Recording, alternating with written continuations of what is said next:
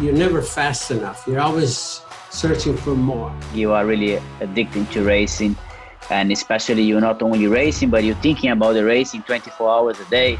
When it goes really well, that's a high, right? When you are racing against other drivers, you are confident.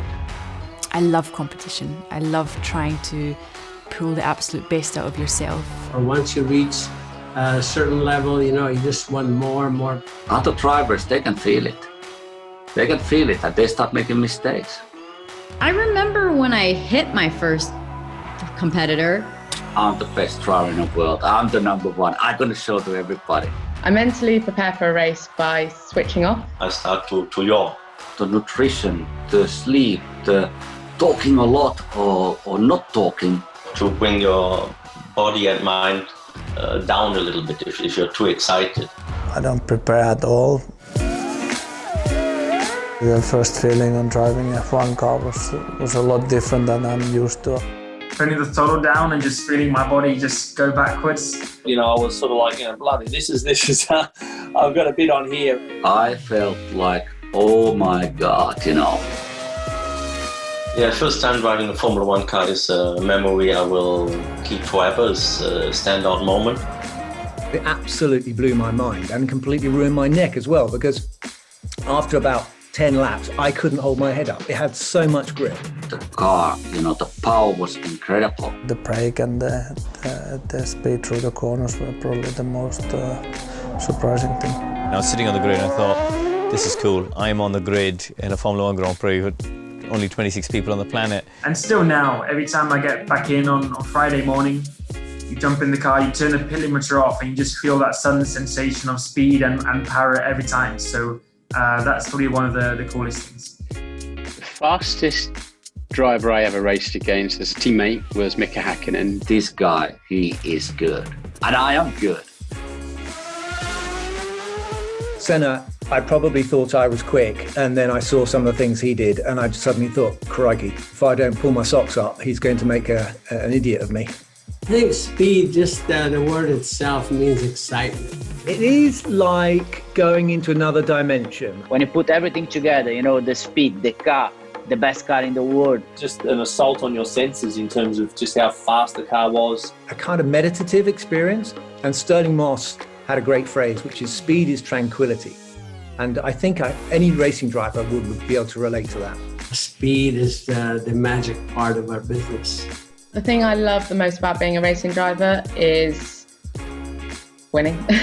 Probably the racing, otherwise I wouldn't be doing it. I guess the main one being I get to drive a Formula One car, and that's something I love doing. I love racing. For me, it's fulfilling my dream, living my passion. It's nice being popular, and you get paid to do something you love doing. Someone else pays for the repairs. I don't know who paid for my repairs, but someone did. I never got a bill.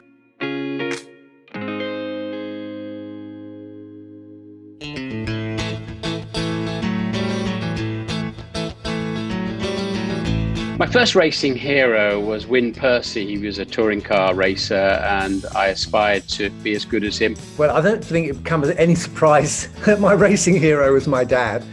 Well, I think my father was my inspiration to get into racing. He'd raced karts when he was a teenager. He was Scottish karting champion. Definitely Ayrton Senna was the hero, of everybody, especially in Brazil. Alain Prost, actually, on four wheels, it was the Professor.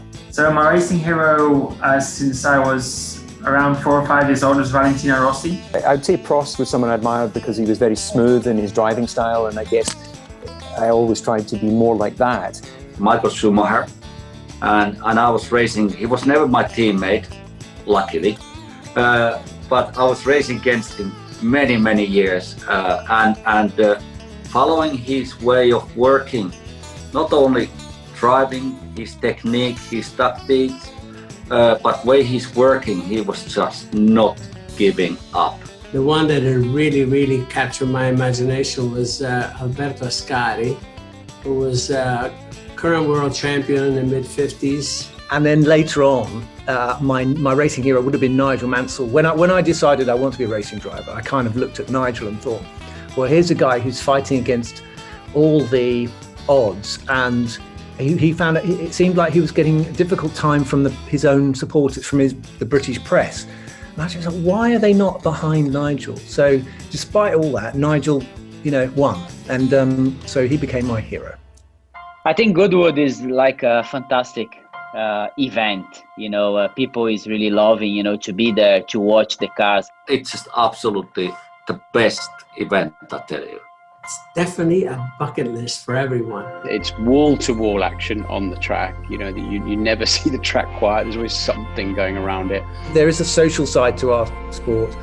We've all had sometimes different experience, sometimes our paths have crossed. Goodwood definitely gives you the chance to catch up with old friends and enemies, actually, and maybe you think, well, they're not so bad after all, and go and have a right old ding-dong battle out on the track. So favourite memory from Goodwood would be the members meeting last year, driving the IWC Mercedes Gullwing, and because that car was quicker than everyone else in the race, I was able to come in first.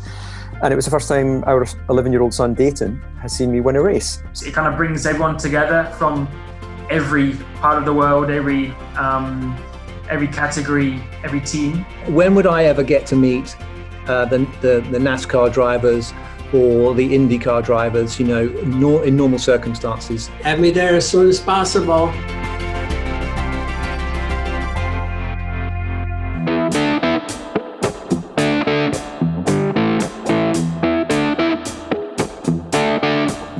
Competition is what we all live for.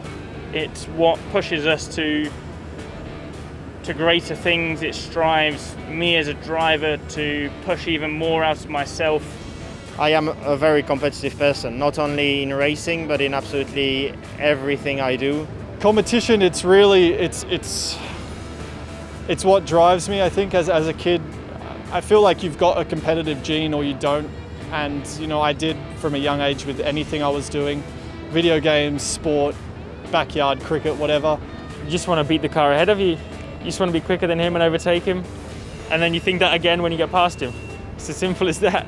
I think that's what it's all about. Obviously, when you go racing, I think it's fun. There's the sensation of speed, adrenaline, but obviously the only way to enhance that or to multiply that is to add competition. I just want to win. Yes, competition is what motivates me today to race, just to get better.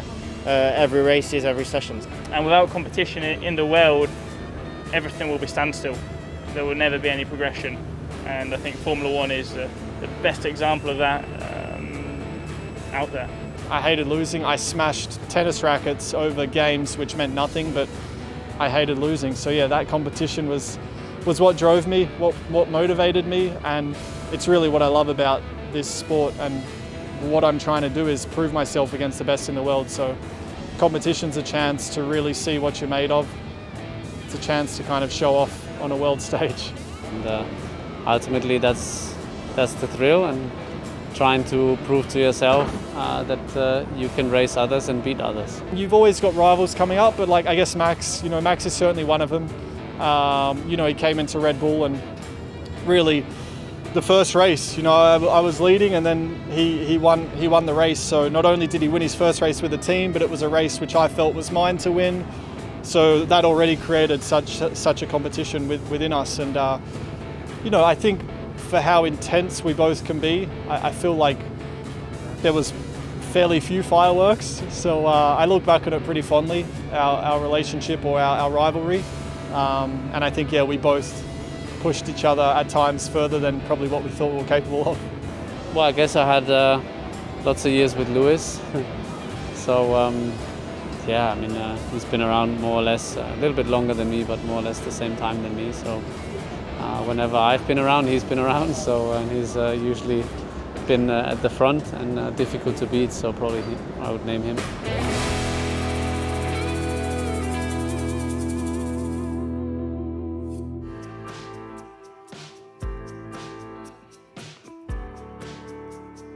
I don't remember ever wanting to do anything but work on cars.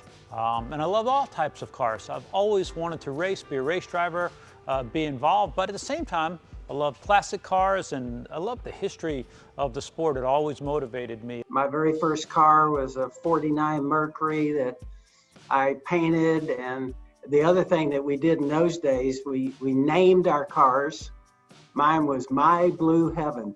Oh. That was kind of a big song that Fats Domino sang in the 50s. I don't know of any other machine in the world that has had a bigger effect on our life socially than the automobile. And when you take that automobile and make it into something that's high performance and have competition, it even draws me in more and more. So, as I said, I just don't think that there's anything else I've ever wanted to do. I was 16, I finally got my shot in the NASCAR in the K&N Pro Series East, and then that kind of started the path on from there, from trucks, Xfinity, to now driving the 43 car in the NASCAR Cup Series. I thought it was great that my favorite football coach was now starting a race team, because I lived in Virginia, so I was always a Washington fan.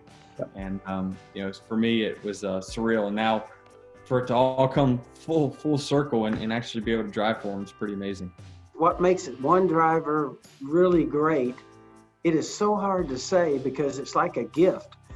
Winning the Daytona 500 was just unbelievable. I mean, to win 3 of the last 5 years is something I never would have even imagined or dreamed of. Yeah, I think you just have a little bit more eyes, a lot more eyes on you, and expecting you to perform and have success right out of the gate. So it definitely comes with a lot of pressure, but you have to be able to manage that, manage the highs and the lows, and always keep your head on a swivel and stay focused on the task at hand. So for me, and I know we've gone through some obstacles to be competitive on some weekends, but still, I never lose that competitive edge.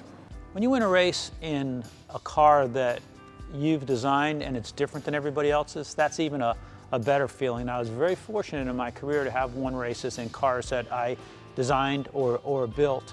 And not that you're going to quit right after you do it, but I can tell you the first time that happens, you're like, okay, if I get run over by a bus tomorrow, I did it. And knowing that you were able to do that gives you the confidence to do it again or do something bigger, because you know that you'll get there, or you have the ability to get there. And you learn a lot of lessons, and one of the lessons I've learned, and I try and tell people all the time, you may not get there as fast as you want, but I don't know anyone who's ever worked on a car long enough or hard enough that finally didn't win with it.